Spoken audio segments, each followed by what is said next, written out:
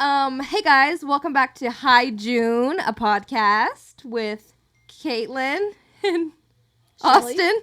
Oh, In today's episode, we have our first co-host, Shelli, my mother, and it's her 50th birthday. And if you would like to, know more about her and her life on this earth of 50 years, keep watching and follow us on Instagram, TikTok, YouTube, and that's it, right? Yeah, and that's it. Anyways, enjoy this one. so Katie, No, just ask the joke. Okay, so Katie, what did one lawyer say to the other lawyer? What? He said,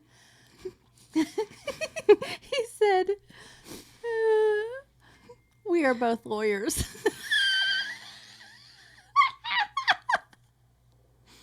I'm the only person in the world that thinks that's funny. She wants that joke to be said at her funeral. I mean, it's funny. It's one of those jokes to me that's so stupid that doesn't mean anything, but yet I think it's really funny. Yeah, it's something. It really is a great joke. I is. said it to the lawyers at my job, and nobody laughed. Nobody laughs at it but me. No. I laughed. I think it's hilarious. I think it's a great joke. Okay, hold on. How the freak do you turn that off? I don't know how to use technology. Hold on. Whose phone's beeping? Austin's. I don't know how to do this. Technology is failing me. Okay, anyways, so if you are unfamiliar with the voice, the woman's voice that is coming into your ears, it is not Austin. No, it is not. It is my mother, Shelli Mann. Yep, there she is in the flesh. Here I am. If you could you, since nobody knows you on the podcast, tell us 3 things about you that everybody needs to know. And if they don't know, then they'll be missing out. Well, the first thing is I was raised in the country, like a real country girl. Like whenever I was little, I was feeding bulls dirt out of my hand, and I was riding horses, and I was riding donkeys, and I was doing all the playing in the hay and feeding cows and all that. Yeah. And that's how I grew up, and you can't tell it. No, I was about to say that is just one thing that you would never know. That is too loud. No, but yes, you would never know that. You would never know. Okay, that's a good factoid. So that's one thing about me. Okay. So she's a country girl turned city girl. Yeah. And then the other thing is I am extremely terrified of escalators. That is one of the things I'm not understanding. I can't do an escalator. Now, if my life depended on it, I could go up an escalator, but I just can't go down. I just can't do it. I have to find an elevator. I don't know what I would do if there wasn't an elevator. I don't know if I could do it. I just can't do it. I have to find the elevator. I mean, I just don't understand that. What causes that fear? I've always been that way. I remember escalator. Escalator. Now I can do the elevator. I can't do the escalator. I feel like I'd be more scared of the elevator. I just remember when I was little and we were at JCPenney's and I was there with my mom and my brother, and we were at the top, and there Mom and Mike go down the escalator, and I stayed up there, and I was little and I stayed up there and this little lady had to help me down because I wasn't going to go down it, and I've always been that way. That's why I don't know how y'all learned how to ride escalators, because I didn't show you how. I just feel like, why are you scared of them? Because if it stops working, you just have to go downstairs like normal. But if an elevator stops working, then you're moving. dead. you have to time it. So you can't do the walking. Oh, I can't do the walking thingies. Sidewalks either. No, I can't do the moving sidewalks Yeah. either. But an escalator, you're sitting there at the top, and you have to time it just right, because if you could just you could fall. Yeah, and you're not very good with things that are No. coming at you fast. Mm-mm. Well, okay. No. So, All right. mean, it may be obvious. The third thing, okay, is that I'm overly cautious. Yep. That if it includes danger, it goes into the escalator. Yeah, I mean, I guess it's kind of the same thing, but yeah, if there's any danger involved, then it's not for me. Yeah, it's really not. And I feel like that has bled into our childhoods also somehow, because there's a lot of things that I feel like most kids did, but you were very overly cautious that we... I don't think that y'all are afraid of anything unusual. Well, no, I don't think we are, but I think that there are some things that we could have done when we were younger that... What? You didn't ride the escalators that much. No. But everything else you did was pretty normal. I just feel like I don't know how to swim.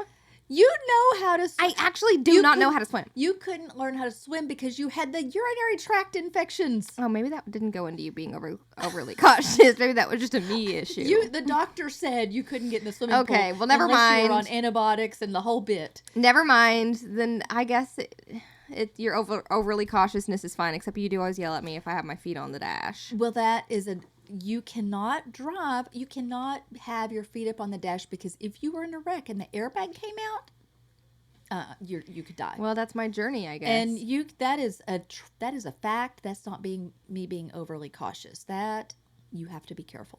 Fine. I mean, everything is. I mean, I just want everyone to be safe. I think that's okay, to an extent, but. I think it's pretty fair. I think those are great things that everybody should know about you. 3 things that really capture your essence, especially the escalators. So yeah, that was, the summary of your life. Yeah. And now we're done with the podcast. That's it. Yeah. Okay, so you are here in Austin this weekend because it is your 50th birthday. Yes, for those of you who can't see me, I'm wearing my chapter 50. Yes, we'll have to post a picture of it on the Instagram. Because I'm going to be 50 Tuesday. And what are your feelings and thoughts on turning 50? Well, it's something that I've been in denial since I was about 20 that would actually happen. Mm-hmm. Well, okay, before you continue, we have to bring up the fact that on your... Oh my gosh, hold on. How do you freaking get this to stop? Sorry for the, Whatever. I don't even care. We'll just have to hear a beep. Anyways, so we need to discuss that on your 40th birthday, you made a coffin for yourself. No, I didn't make it. Oh, you didn't make it? Why did I think you made the coffin? Oh, well, it doesn't matter. It was a surprise birthday party. Oh, that's right. I didn't know anything about it. But on your 40th birthday, there was a coffin present. Yes. So getting old. I made Dad's. No, we reused mine for Dad's. He's still alive. He is. Yeah. No, Let's preface with that. He's still alive. But yes, you have never wanted to get older. I've just been denial. I've just never thought of getting old. In my head, I'm still young. Like in my head, I'm still probably in my 20s. Yeah, of course. I just don't think of myself as getting older. So then that number is just... It's like imposter syndrome. Seem real. Yeah. And I also see you as not 50. I see you as in your 20s. I think it's because, we talk all the time, and now I've got Justin and Courtney, and I just feel like I'm just not... You're with the times. Older person. You're not an older person. I don't think you are. So it would be a little bit weird turning the number 50 if you don't feel 50. But you are turning 50. I am. And I think it'll be a great year. I think you'll really love being 50. Would you ever get Botox? Ooh, yeah. I think I should. I've never had Botox. Maybe that's an idea. I mean... But I don't know if I want to spend the money on that kind of thing. Botox isn't that expensive. Well, yeah, I mean, it might be something to think about. I mean, I don't think you really need Botox, but if you wanted to, it's not that expensive. And also, I want to get Botox. Yeah. We could do that for an extravaganza. Okay, cool. Well, why don't you... Hold on. Let me see what I had written down. So, yes, you're turning 50. Oh, yeah. So, you're turning 50 and you're here in Austin to somewhat celebrate you turning 50. So, on Friday, you went and saw your dad. Yeah. So, yesterday, we got up early and got to San Angelo, which I live in Lubbock. Yes. So, we got to San Angelo about 9 in the morning and hung out with Dad and Brenda made this really great, like, charcuterie type stuff for lunch. Yes, and sounds amazing. It was really, really good. There's something about cheese and meat and stuff sitting that's just so out. Good. Yes. So we had that for lunch, and then we went out to eat last night for dinner. What did you eat? I had pulled pork nachos. And then they got this really good cake that we ate after that. It was really, really good. Nice. So, yep. Okay. Yep. And then today you went to... We went to Mike's parents in Belton. In Belton, which is an hour away from us. Stayed there, and now we're here. Yes, and now we are recording this podcast, and it is your 50th extravaganza podcast. Oh, and we got to eat your cooking. Oh, yes. You made. A couple episodes back, we talked about my legacy recipe, which is the Cajun chicken pasta, and we made that for dinner, and I was kind of offended because... Nobody was gobbling it down. Nobody was like jumping for joy and really expressing like, oh my God, this is the best thing I've ever had in my life. That's because we were busy eating it. Yeah, but it wasn't like there wasn't any urgency in the fork going into the mouth. He ate it really fast. And but remember, I have to chew slowly because I choke. Justin was still eating on his after we were all done. Slower, but he's also watching a game at the same time, so he's not gobbling. But nobody was like really freaking out about it. It was very good. Well, I'm not going to believe anything you say. And I'm going to use your recipe. Sure. Or I will purchase the ingredients for Dad to make. Because I'm not a cook. No, and that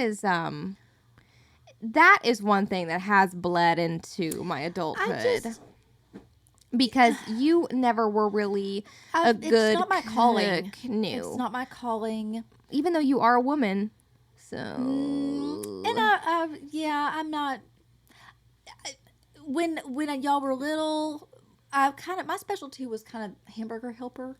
Yeah, we ate a lot of hamburger helper. We ate fish sticks, salmon patties, chicken nuggets. We did now salmon patties. That's kind of fancy. That was kind of fancy. Meatloaf. We ate spaghetti, and I don't mean like fancy spaghetti bolognese. It was just like no seasoning, just noodles, tomato sauce in the can. Oh yes. And ground beef on top. Sometimes, if we had it. If we had it, we didn't have a lot of money. We couldn't always afford cheese.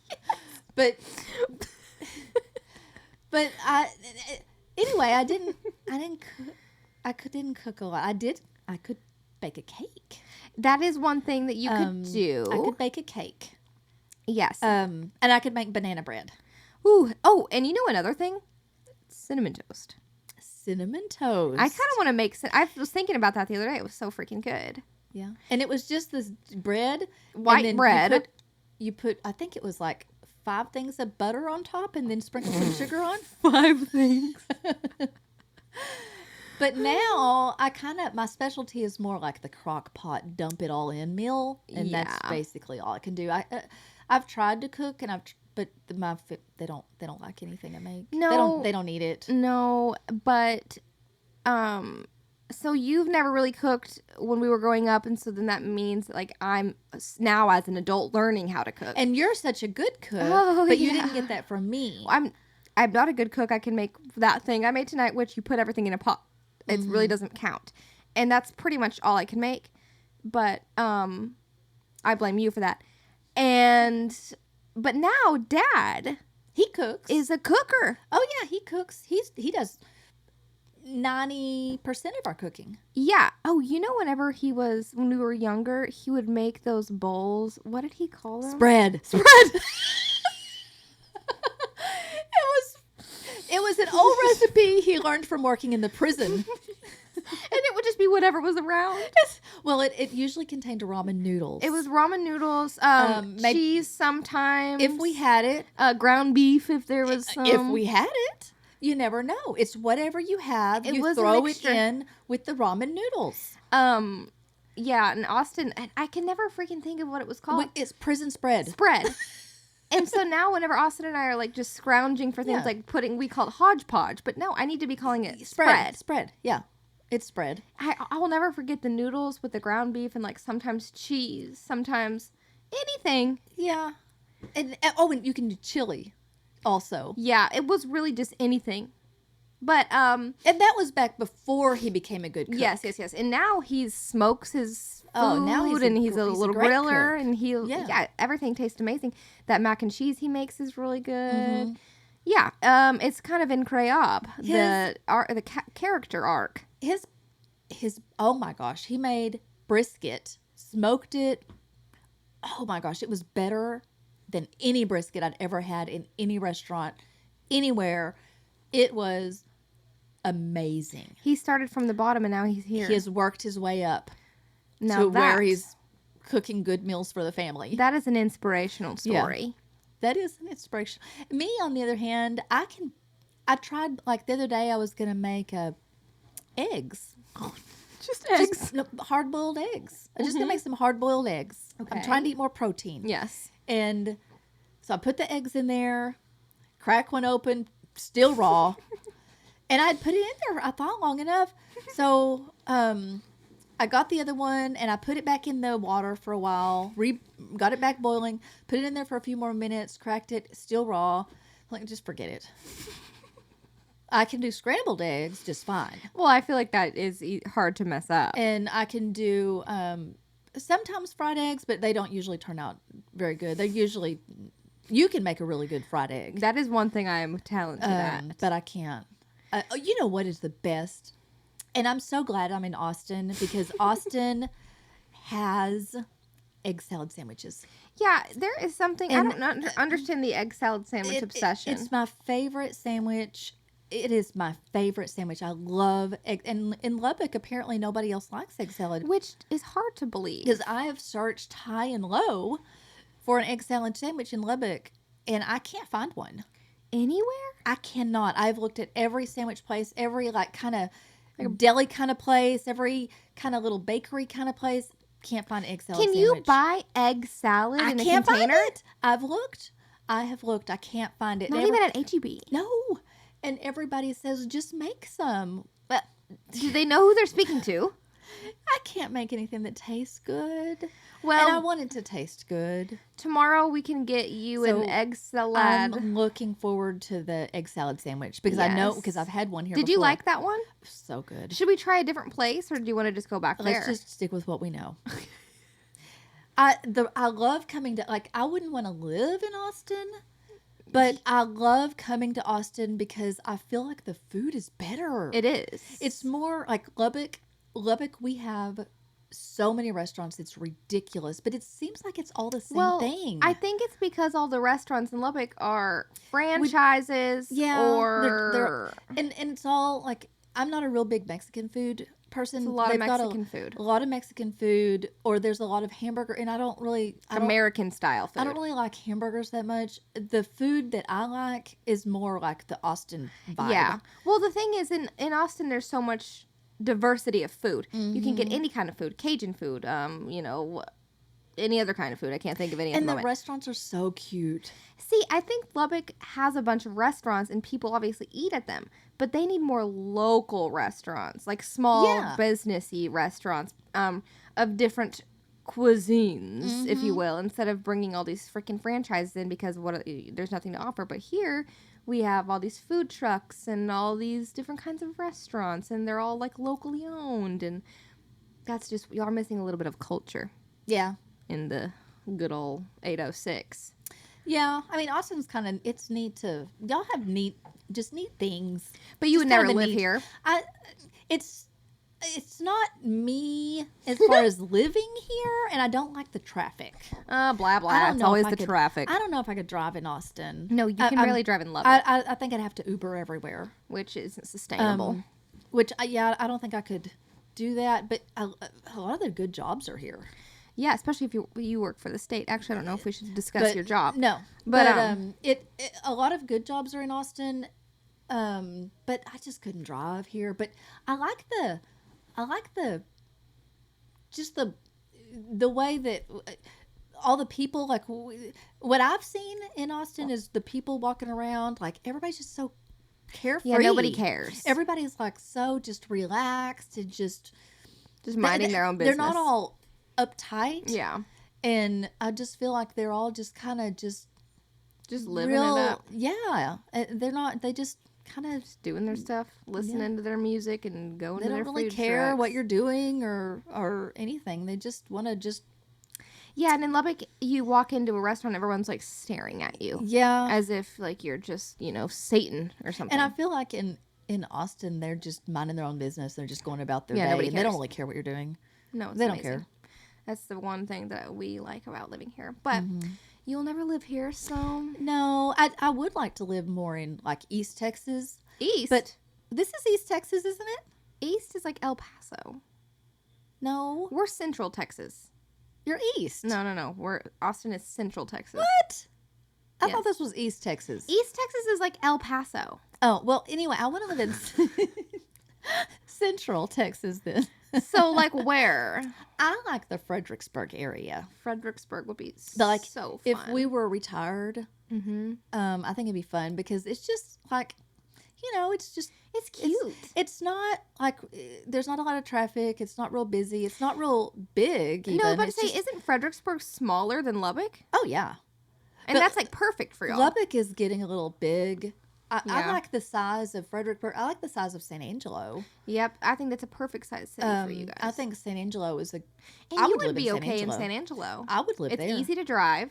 I could live there, but yeah. But Dad's got it in his head that he wants to move to Fredericksburg, which is fine. But I mean, that wouldn't be until we like retire. Yeah. Which for me, I'll be 80. So never. Oh, but anyway, so that's why we're in Lubbock. Or no, we are not in Lubbock. That's why we are in Austin. I'm in Austin today. Yeah. Oh, and I forgot to mention, you are the first human guest, to ever be on the podcast. The history of High June. I know we said our first guest was Evie, but now you are a human on the podcast. You are co-hosting, not just a guest, but a full-on co-host. Yeah. Oh, and we forgot to do the introduction of follow us on Twitter. Oh, that's we recorded that at the end. Oh. Gmail? Well, whatever. You know the deal. We recorded that at the very end, what time is it? 8:32? Okay, we're perfect on time. Okay, well, I've prepared some prompts. Okay. They're not prompts, but some things that I feel like would be beneficial for the podsters, the Junesters. I don't have a name for them. They're called Junesters? No. I don't know what to call them. Okay, let's see. Let's talk about... Give us a small life story, like where you were born. You don't have to go into detail, but just like some background on you. So it all started September 6th, 1972. Okay. 50 years ago. Well, yeah. And then it was in Germany. It's the city I was born in. I say Wiesbaden, but it's pronounced Wiesbaden, I believe. Wiesbaden? Yes, because I was born there because my dad was in the army. So that's why we were in Germany. Wait, so do you have dual citizenship? I don't think so. I think I'm just normal. Just American? Yeah. Okay. Anyways. I don't know how that works. But anyway. But you know. I'm a U.S. citizen. Okay. So I was born there, and then we moved to Georgia, where my brother was born there, and then we moved to Lubbock. I've been in Lubbock since I was like, I don't know, like a child. 4. Yeah. or something like that. So there's that. Okay. And that's all that has happened. I've just grew up and took my driver's test 4 times when I was 16 and been working ever since. And then me and Dad have been married 24 years on the 4th of July. Yep. And you have 3 children. Y'all, you. And then Justin's going to be 30 this year. Yep. Mm-hmm. And then Courtney is 23. Yes. And then we have 2 dogs, Camille and Barbara. And Barbara is the best thing that's ever happened to the world. She's really not. I love her. I love her so much. She's just high maintenance. Yes, but I feel like that's just runs in the Dachshund I family. love Barbara. She's my favorite sister. And Dad said, let's not get a Dachshund. And I wanted one so bad, so we got Barbara. And she's a tiny Dachshund. You just can't. They're going to do what they're going to do. Yeah, you can't train a Dachshund. Now, we do have her sleeping in the crate, and she started that, and she's been great, and we haven't had any issues. See, but she's just afraid of everything, and she's just... That's just classic. But, so you have... That was a really, really quick life story. So let's kind of dive deep into that, or not dive deep, sorry. Let's dig in a little bit. So you have 3 children, 2 of which...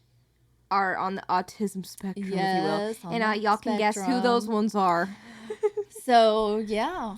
We can guess. We can guess. I'm not going to tell you who. Could be me. I don't know. Could be. Could be. So you have 3 kids, and you're married. How long were you and your husband together until you got married? That's a little interesting story. So... Dad, well, your dad. His name is Mike. We can refer to him as Mike. His name is Mike. I'm so used to calling him Dad because of you. But anyway, so my cousin Amy introduced me to him. He was a DJ at the Silver Bullet bar. Okay. Well, he DJ'd at some of the other ones too, but we were there, and we went, and she introduced me, and we met. And 3 months after that, we got married. Incredible. And you're still 3 married? 3 months, yeah. So we literally knew each other 3 months before we got married. And it was about 2 months into our relationship. we had a 1-month engagement. Yeah, I think it was about 1 month. How long in the relationship until we had been dating, because we started dating immediately, pretty much. Yeah, and we've been dating 2 months, and we went to Carlsbad, and I proposed. We love that. I did. Women empowerment. We had known each other 2 months. I wasn't waiting around any longer for him to propose to me. Said, I've been waiting long enough. What am I supposed to do? Wait forever for him to say no? Heck no. I proposed. I asked him to marry me under this bridge where there was this lake, and I asked him, and so a month later we were actually married. And he said yes. He said yes. And did you have a ring? No. Y'all just went and got rings? We just went to JCPenney's and got some rings. You're just shattering gender roles left and right. I mean, why can't a female ask a man? Why can't it be that way? I feel like... Why can't the girl ask the guy to marry him? That's a good question, because I see so many people like, I'm waiting. Just do it. Just do it. Instead of waiting around, just ask. I mean, I think it would have been fun to be proposed to. But either way, you're married. Either way, we've been married, and we've been married 24 years. It worked. And everybody, I mean, literally, when we're telling our family that we were engaged, they were shitting. we had known each other 2 months, and we were getting married next month. Mm-hmm. Well, everybody assumed I was pregnant. Yeah, of course. And I wasn't. You were just tired of waiting. The 2 months. Waiting 2 months. Nobody.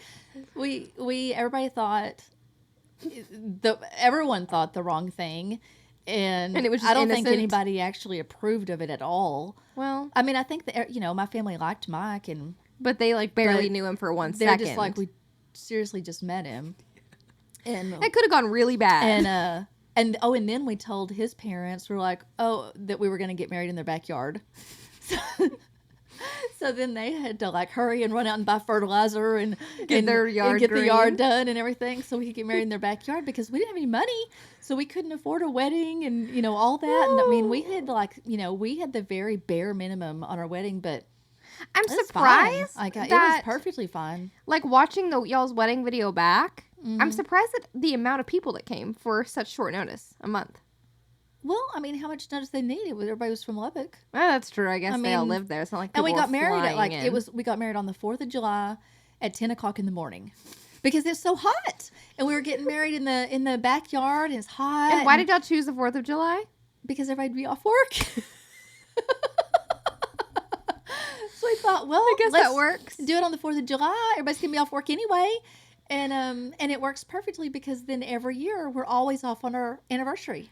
And it works because we like to go on a trip or something for our anniversary, and You're off. We're already off on that day, so it's less days you have to take off. Especially if it's on a weekend, like a Friday, or a Monday or whatever. You just get the free day off, and the rest of the days you just go on a trip. Yeah, I mean, it is perfect planning for. But I think, and you'll never forget the day.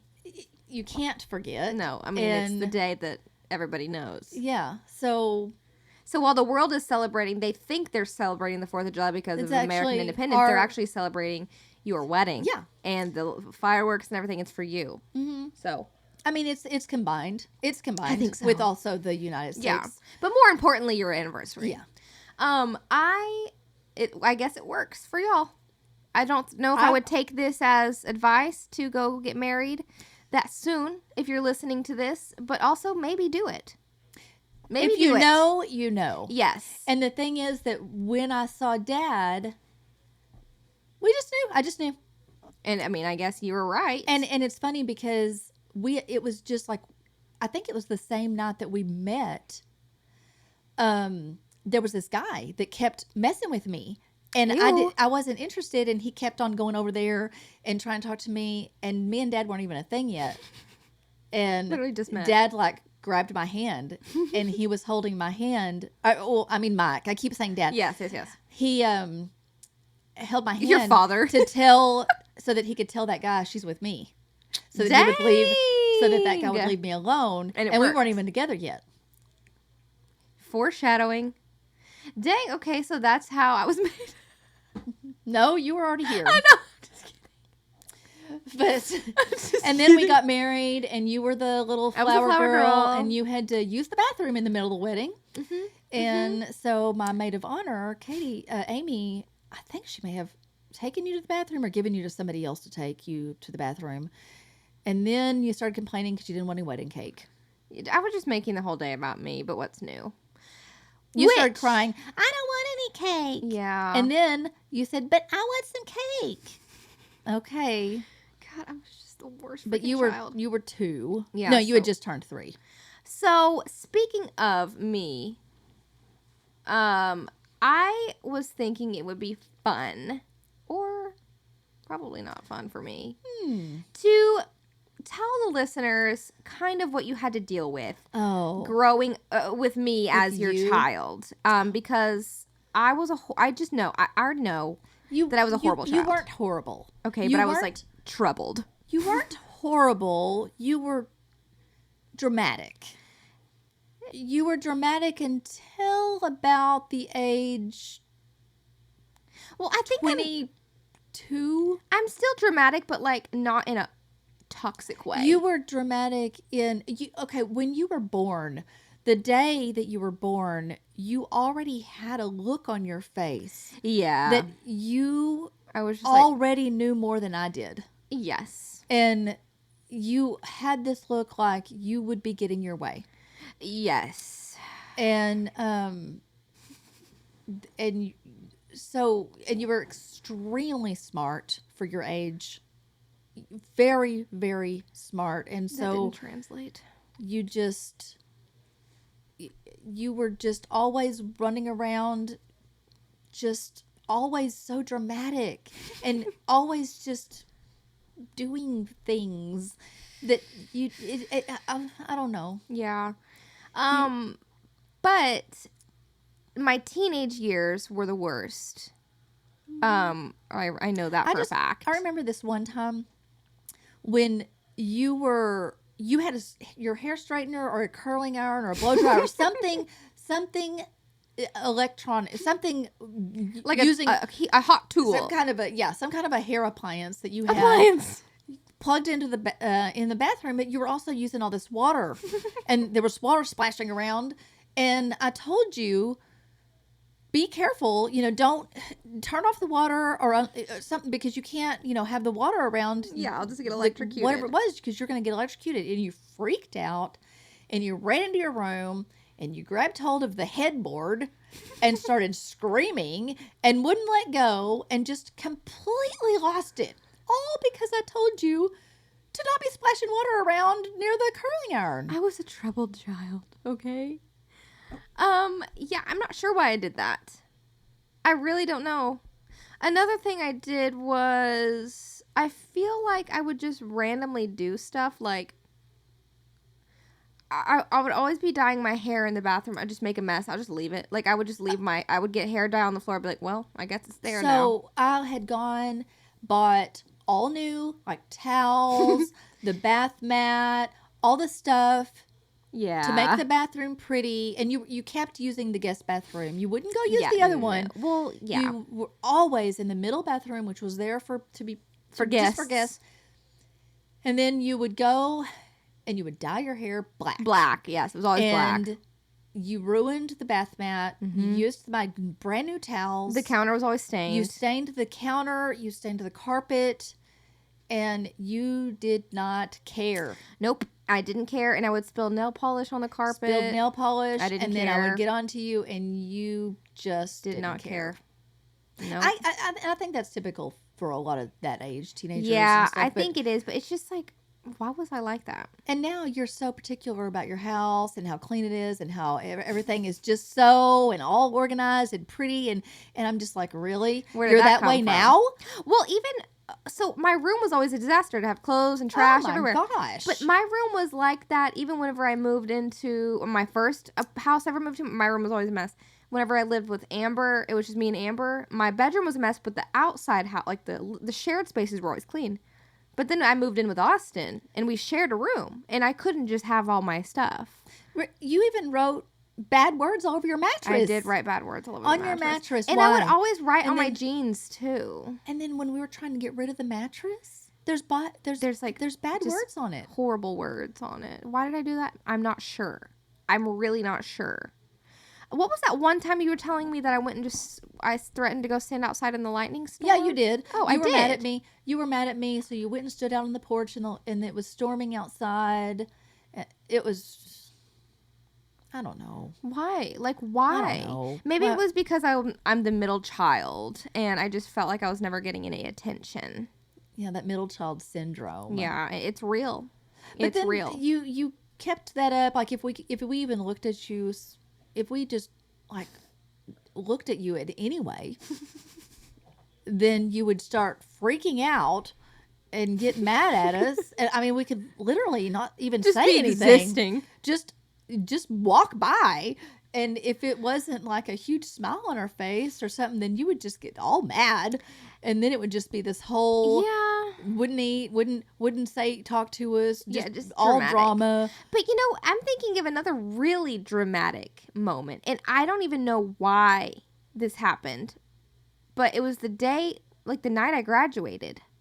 And something happened. I don't even think it was like anything. I think I just freaked out and I immediately moved out of the house. Remember? You did. You moved out the next day. Yes. And it was over like, y'all probably just like looked at me or like said something that was like, like trying to be cautious. Like, oh, maybe you shouldn't do that in like a nice way. I don't even remember, but I just know that like I had immediately graduated and moved out of the house. You did.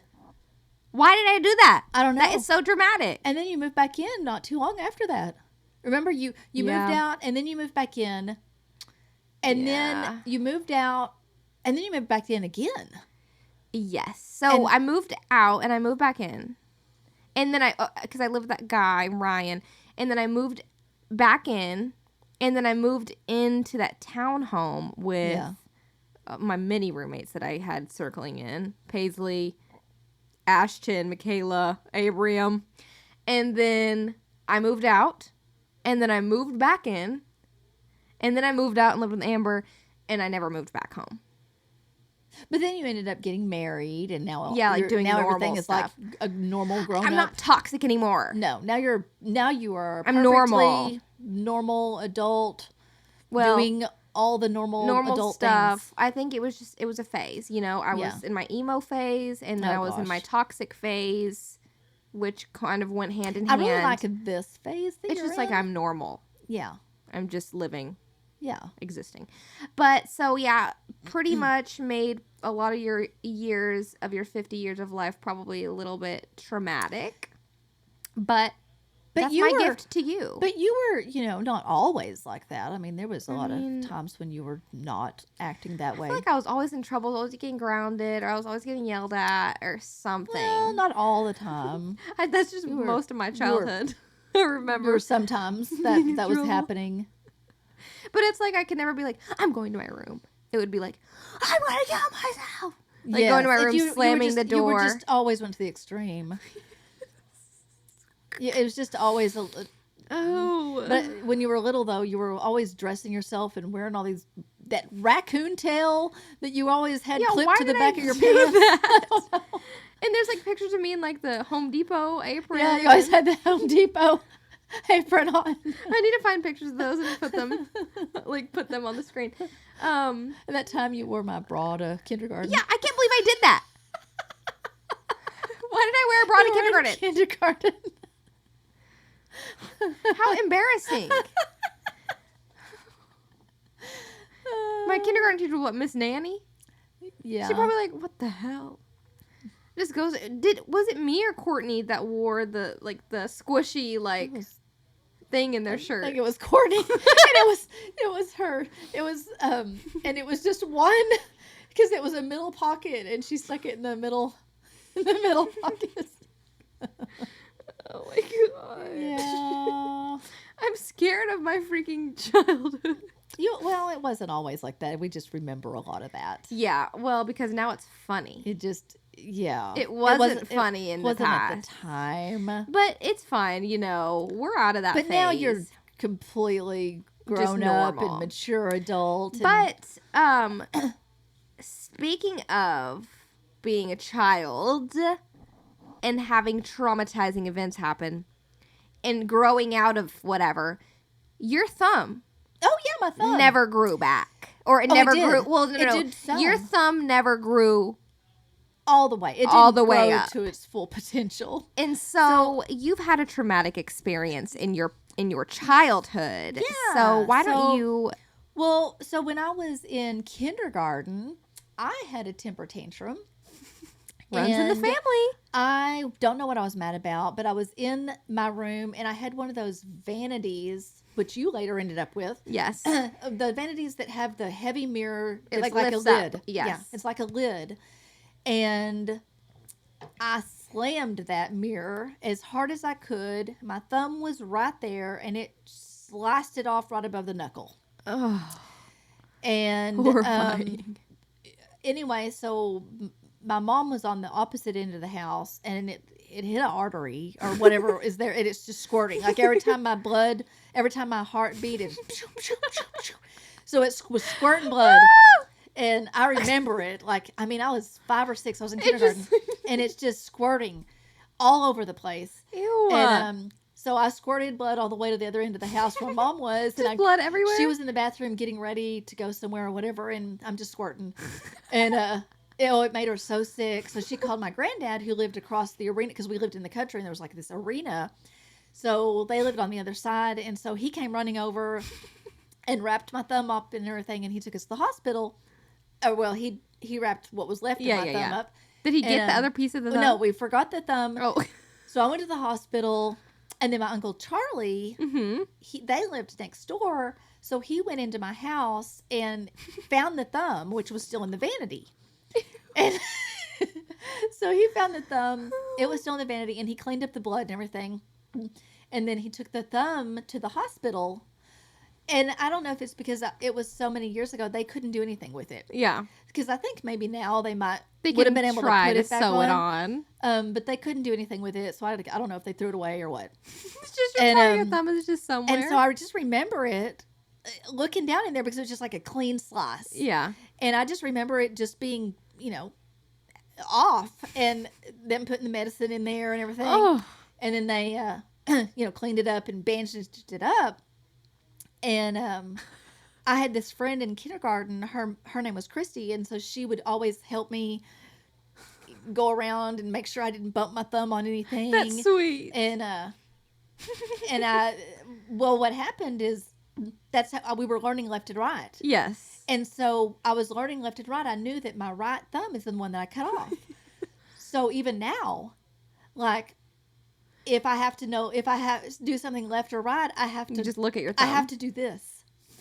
Or I either have to touch the end of it. Wait. Or I have to, because that's how I know right. Even though I'm 50 years old now. Yeah. If I need to make a right turn, I have to do this. So so it grew back or so what happened is the doctor said I would never have a thumbnail. No. They said it would never grow back. And I don't know why, but it partially grew back. Did. And you have a thumbnail. It is quite a bit shorter. Yep. I'll put a picture on the. But it's quite a bit shorter, but I do have a thumbnail. And I don't know why, unless it's the fact that I was so young that I was still developing. Yeah. And maybe there was just enough of something. It didn't cut off the And then after that, another thumb grew on top of this thumb. Ew. So then there was this little thumb Why that didn't grew you up. keep it? They had to remove it. Aw. So I had to have surgery and they'd take that little thumb off. I want you to have the thumb still. But it was growing out the top of this so one. In your whole life, you've had 3 thumbs on one hand, basically. Well, you've had your thumb, and then you have the one that you cut off, and then it grew back. Well, yeah. I mean, it was still this thumb. Or you grew in. I know, but like you've had like at least 3 tips of your thumb. Yeah. And so now it's like all fat. Yeah. Right here. Do you have like? Can you feel it? Does it feel like a normal thumb? It's real squishy, and there's a lot of, like, you can kind of form it into different shapes. And it's a lot, and I don't mean to body shame you or anything, but it's a lot larger than your other fingers. You can do that, and it'll stay. Like, if you push it to one side, it'll stay there. Ew. It's still indented. Yeah. But, and the thumb doesn't really... It doesn't really grow, really, the thumb. But do you have to clip your thumbnail? Only occasionally, very, very rarely. That is crazy. But it'll just kind of curve. It'll just kind of curve over. It doesn't grow tall.